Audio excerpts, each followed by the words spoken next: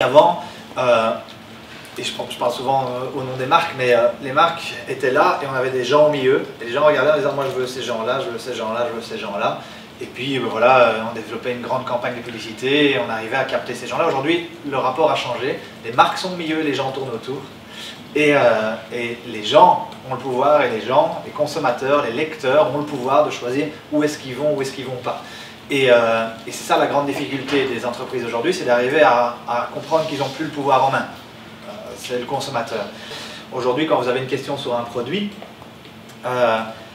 c'est pas Amazon qui vous répond, c'est pas la marque qui vous répond, c'est un autre consommateur. Vous avez une question, vous allez voir un produit, un pied photo, comme là, et vous allez le voir, sur Amazon, il y a une review de 4 sur 5, puis vous posez une question, vous dites est-ce que je peux l'incliner comme ça ou comme ça ou comme ça. Aujourd'hui, Amazon, dans la plupart des cas, n'envoie pas la question au fabricant et n'a pas quelqu'un dans ses équipes qui y répond, mais envoie la question à d'autres personnes qui l'ont acheté, en demandant voilà, quelqu'un comme vous, même langue, même région, a une question sur ce produit, est-ce que vous pouvez lui répondre? Pourquoi? Parce que ça amène beaucoup plus de crédibilité que si c'était la marque qui essayait de venir répondre ou que c'était Amazon qui devait répondre. C'est pas une question de ressources en disant oui mais ça leur coûte moins cher. Franchement, ils ont assez d'argent. Pour donner une idée, chez Facebook, il y a 10 000 personnes qui sont engagées pour faire les reviews des contenus. Chez Google, ils sont 30 000. Donc pour Amazon, c'est pas un problème d'aller engager 10 000 personnes qui seraient capables de répondre aux reviews et des choses comme ça, aux questions. Ce qu'ils veulent apporter avec ça, c'est justement cette proximité. Et on va voir que c'est un enjeu aujourd'hui, c'est créer ce lien entre les différents consommateurs. C'est-à-dire sortir la marque de cette relation pour permettre aux gens d'avoir une certaine transparence, une certaine authenticité. L'authenticité, étonnamment, malgré ce que les réseaux sociaux ont pu créer, ces fake news, ces fake profils, aujourd'hui on sait que les plus jeunes ont cette aptitude à manipuler leur profil. C'est-à-dire que vous pouvez voir les plus jeunes, ils savent comment donner une bonne image d'eux online. Ils en sont très conscients. Et donc ça a créé quoi? Ça a créé cette volonté, ce besoin de la part des autres consommateurs de sortir de ça et d'essayer de trouver cette authenticité. D'où l'avènement de contenus comme les lives. Les lives aujourd'hui, on a du YouTube Live, Facebook Live, Insta Live, Snap Live. Les contenus live aujourd'hui répondent à un besoin. Pourquoi? Parce qu'en fait, ça donne l'impression, j'utilise volontairement cette tournure-là, ça donne l'impression de plus d'authenticité. Ça donne l'impression que ce contenu n'est pas manipulé, il est brut, il est authentique. Aujourd'hui, qu'est-ce que les gens attendent? Ils attendent le dialogue. Et ça, c'est pas nouveau, ça fait 10 ans. On a parlé des blogs, vous avez ouvert des blogs, ce que les blogs ont apporté, c'est ce dialogue, cette interaction avec la personne qui rédige, avec la possibilité d'interagir et de pouvoir aller une étape plus loin que simplement ce contenu statique qui est de dire voilà le contenu que je dépose, comme dans un journal, et puis j'ai pas vraiment de droit de réponse. Journal papier, je parle. Hein.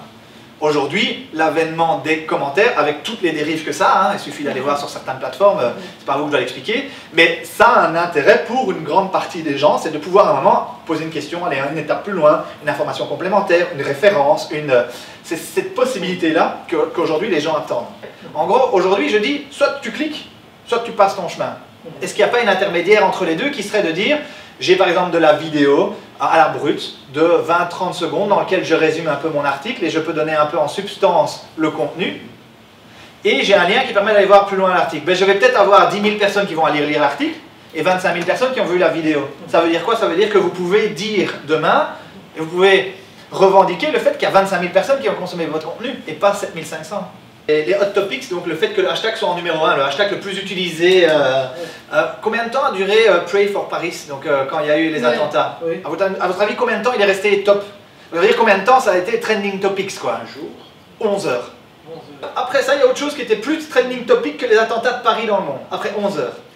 Et je me dis, à quelle vitesse le contenu est périmé. Les deux choses les plus difficiles online aujourd'hui, c'est faire venir quelqu'un sur son site et faire télécharger une app. Donc aujourd'hui, ce que les gens attendent, c'est d'être là où ils sont et pas de les amener là où ils ne sont pas. Et comme toute grosse boîte a toujours fait, de dire moi je suis AXA, je vais développer une app et toi client, tu vas développer une app pour avoir accès à mes services. Les clients disent ben non, toi AXA, tu vas être présent là où moi je suis pour me donner accès à tes services, sinon je vais aller dans une autre banque qui me propose ça. Et donc aujourd'hui, le pouvoir au peuple. Les gens décident où ils vont, les gens décident de leur habitude digitale, les gens décident de où ils consomment le contenu. C'est très difficile à suivre. Quel est le vrai besoin? C'est de partir de qu'est-ce que les gens veulent. C'est l'introduction de la présentation, mais c'est ça. C'est qu'est-ce que les gens veulent. Et aujourd'hui, ils sont capables de bypasser tout ce qui existe Ils sont capables d'avoir, ils n'ont pas besoin d'aucune plateforme de contenu aujourd'hui, enfin aucun site, ils n'en ont pas besoin. Ils peuvent aller sur un site qui a 30 visites par jour. Après, la difficulté pour vous, c'est d'en vivre. Si vous avez, et il faut être capable de trouver le bon volume d'audience, c'est-à-dire des audiences qui ne sont pas 400 personnes, mais qui ne sont pas non plus 4 millions. Il est 2 heures pile. Merci beaucoup.